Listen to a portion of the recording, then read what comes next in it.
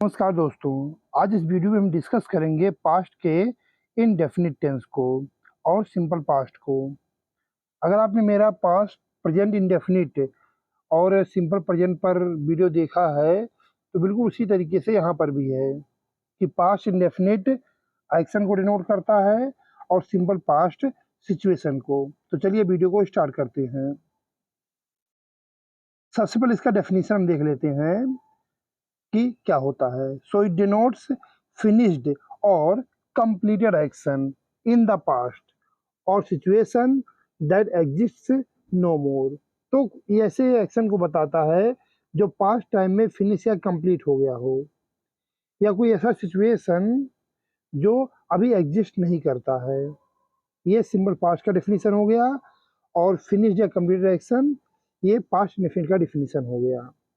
ठीक है, जैसे India got its independence on Friday 15th of August 1947 at 12 midnight। अब यहाँ आप देख पा रहे हैं कि एक्शन ऐसा है जो फिनिश हो चुका है। ये 1947 की बात है। ऐसे ही Chandragupta Maurya was a great emperor. अब इसमें आप देख पा रहे हैं ऐसा सिचुएशन है जो अभी एग्जिस्ट नहीं करता। अभी तो चंद्रगुप्त मौर्य एम्परर नहीं है ना, ये पास्ट टाइम की बात है।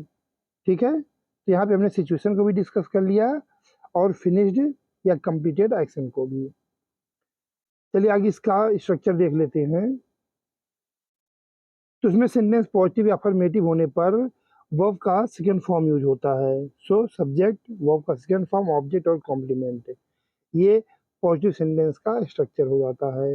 वहीं सेंटेंस नेगेटिव या इंटरोगेटिव होने पर इसमें हम हेल्पिंग वर्ब डिड का यूज करते हैं और सेंटेंस में हेल्पिंग वर्ब डिड का यूज हो जाने के बाद वर्ब का बेस फॉर्म यूज होता है। क्लियर है? ठीक है, आगे देखते हैं। तो हम डिस्कस करेंगे पास्ट इंडेफिनिट और सिंपल पास्ट टेंस के यूसेज को। जो पहला यूसेज इसका है वो है टू डिनोट एक्शंस फिनिश्ड और कंप्लीटेड इन द पास्ट। तो ऐसे एक्शंस जो पास्ट टाइम में फिनिश हो गए या कंप्लीट हो गए हैं उसको हम इस टेंस में रखते हैं। जैसे she met with an accident yesterday, कल उसका एक्सीडेंट हुआ, ये फिनिश्ड एक्शन है पास्ट टाइम में। ऐसे ही राम किल रावण, राम ने रावण को मारा, ये आज की बात नहीं है, लाखों साल पहले की बात है।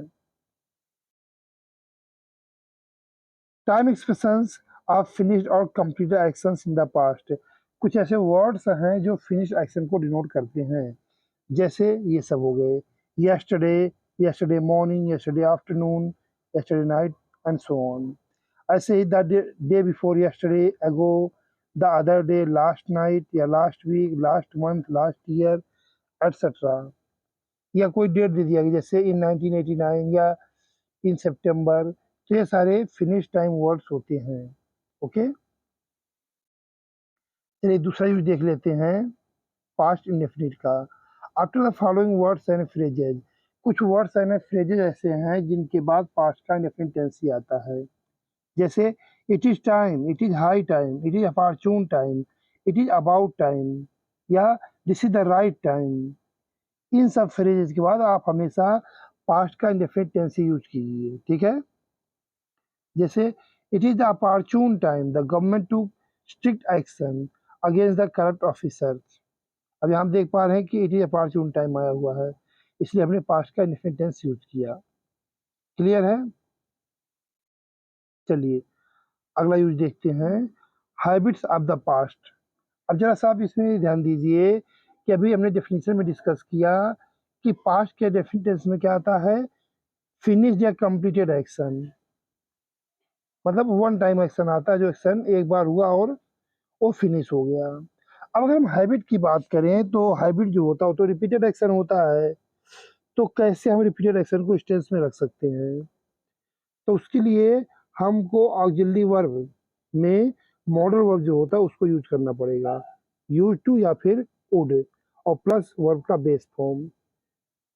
ठीक है, जैसे she use to go to school on foot या फिर she would go to school on foot. तो इस तरह से मॉडल वर्ब का यूज करके हम पास्ट के रिपीटेड एक्शन या हैबिट को डिनोट कर सकते हैं। Use of use to in present tense, present tense में भी यूज टू का यूज होता है। कब? जब हमें अनोइंग हैबिट बताना होता है प्रेजेंट टाइम का। प्रेजेंट टाइम में अगर कोई अच्छी आदत है तो वो तो जाता है प्रेजेंट के इंडेफिनिट टेंस में, लेकिन कोई ऐसी आदत जो अनोइंग होती है, जो अच्छी आदत नहीं होती है, उसको आप रखते हैं इस स्ट्रक्चर में। जैसे he is use to smoking, मतलब वो स्मोकिंग करने का आदी है। अब आप यहाँ देख पा रहे कोई अच्छी आदत थोड़ी ना है। ऐसे ही she is use to taking tea early in the morning, सुबह में चाय पीने की आदी है, जिसे कहते हैं लत लग जाना। तो ऐसी अगर लत वाली कोई बात होगी तो उसको हम इस स्ट्रक्चर में रखेंगे। क्लियर है? ठीक। इसका स्ट्रक्चर जो होता है वो होता B plus use to plus verb का आईएनजी फॉर्म। ओके, अब यहाँ देखेंगे बी वर्ब में इज आ गया, यूज टू प्लस वर्ब का आईएनजी फॉर्म स्मोकिंग और टेकिंग। क्लियर है? ठीक, आगे देखते हैं। चौथा यूसेज, अनरियल और imaginary things in the present और फ्यूचर। प्रेजेंट या फ्यूचर टाइम में अगर कुछ अनरियल या इमेजिनरी काल्पनिक बात होगी तो उसको भी हम इसी पास्ट इंडेफिनिट टेंस में यूज करेंगे। जैसे if I own the lottery I would buy a car, अगर मैं लॉटरी जीता तो मैं कार खरीदूंगा, तो इमेजिनरी थिंग है ये। ऐसे ही I wish I had more money, तो यहाँ विश दिखाया जा रहा है। ठीक है। ऐसे रिलेटेड और है कि imaginary situation that could never actually happen, कुछ ऐसी काल्पनिक चीजें हैं जो वास्तव में कभी हो ही नहीं सकती। जैसे if I were rich I would buy a yacht, अगर मैं अमीर होता तो। ओ आई वर अ बर्ड, काश मैं एक बर्ड होता। तो ऐसी सिचुएशंस आप इमेजिन कर रहे हैं जो प्रैक्टिकली पॉसिबल नहीं है।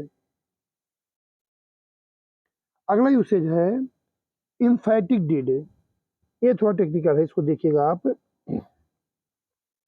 जनरली होता क्या है कि पास्ट इंडेफिनिट के अफर्मेटिव सेंटेंस में हम डिड का यूज नहीं करते हैं, लेकिन किसी एक्शन को जब हमें इम्फेसाइज करना होता है तो उस केस में हम डिड का यूज कर लेते हैं। जैसे he did attend the meeting, आप इसको हिंदी में बोलते हैं कि उसने मीटिंग अटेंड तो किया।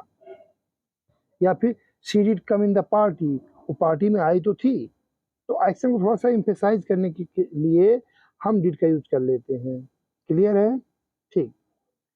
आइए अब कुछ डिफरेंसेस को देख लेते हैं जो प्रेजेंट परफेक्ट टेंस और पास्ट इंडेफिनिट टेंस में होते हैं।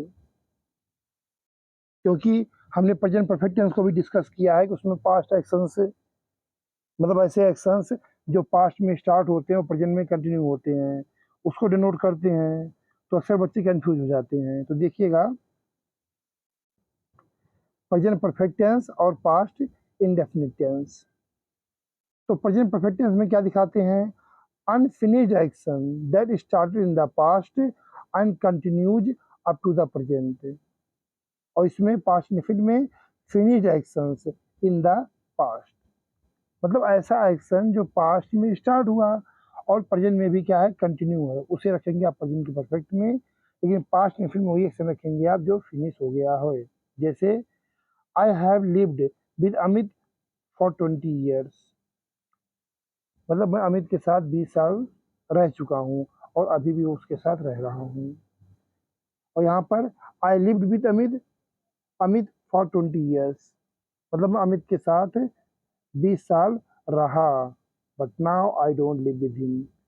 तो इन दोनों सेंटेंसेस में अंतर यही होगा कि आपने 20 साल का समय बिता दिया अमित के साथ और अभी भी आप उसके साथ कंटिन्यू कर रहे हैं, तो प्रेजेंट परफेक्ट टेंस यूज करेंगे।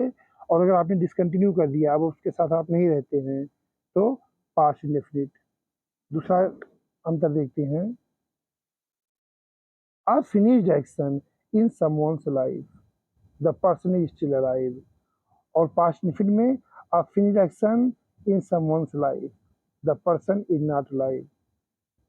एग्जाम्पल देखते हैं, Rohan has been to Mumbai 5 times। अब कोई फिनिश एक्शन हो लेकिन इंसान जिंदा हो अभी, तो आप समझ सकते हैं कि एक्सपेक्टेशन होती है कि दोबारा उस एक्शन को परफॉर्म करेगा।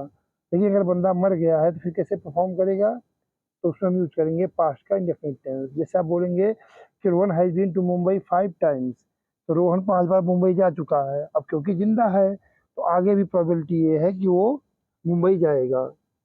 लेकिन इस केस में Sudha went to Mumbai 5 times, means Sudha जिंदा नहीं है, तो अब दोबारा उसका मुंबई जाने का चांस भी नहीं है। Okay, a finished action with a result in the present, ये प्रेजेंट परफेक्ट टेंस। और past perfect tense, past indefinite में क्या है, a finished action with no result in the present. Example से देखते हैं, I have lost my keys, the result is that I can't get in my house. और इधर I lost my keys yesterday, now there's no result, I got the new keys yesterday।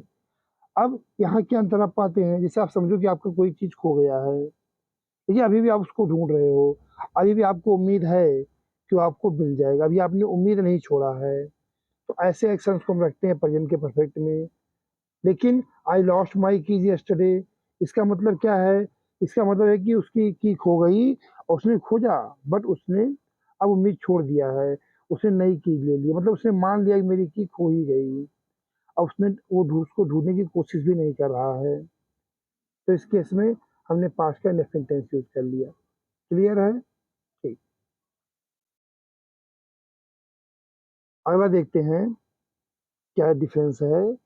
With an unfinished time word, this month, week, year, today, etcetera. तो ये ऐसे words हैं जो unfinished time word को दिखाते हैं। तो इसको हम प्रेजेंट के परफेक्ट टेंस में यूज कर सकते हैं, जैसे this month I have secured good marks. और पास्ट इंडेफिनिट टेंस में क्या होता है, with a finished time word, जैसे last week, last month, last year, yesterday, etcetera. ये सब फिनिश टाइम वर्ड को बताते हैं, तो ये पास्ट टेंस में यूज होंगे। जैसे I met Mukesh last month. ठीक है, चलिए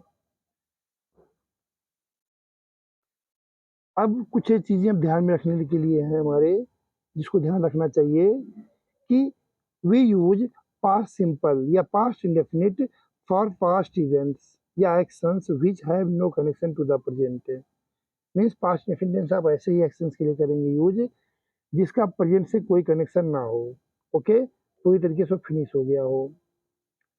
We can use present perfect for actions which started in the past and are still happening now, or for finished actions which have a connection to the present. Means हम past present perfect tense का use ऐसे actions के लिए करते हैं जो past में start हुए और प्रेजेंट में भी कंटिन्यू हैं, या फिर पास्ट में फिनिश हो गए थे बट उनका कनेक्शन अभी भी प्रेजेंट से है। ठीक है, और क्या ध्यान रखना है, we can't use present perfect with a finish time word, कभी भी फिनिश टाइम वर्ड के साथ प्रेजेंट परफेक्ट टेंस का यूज नहीं होता है।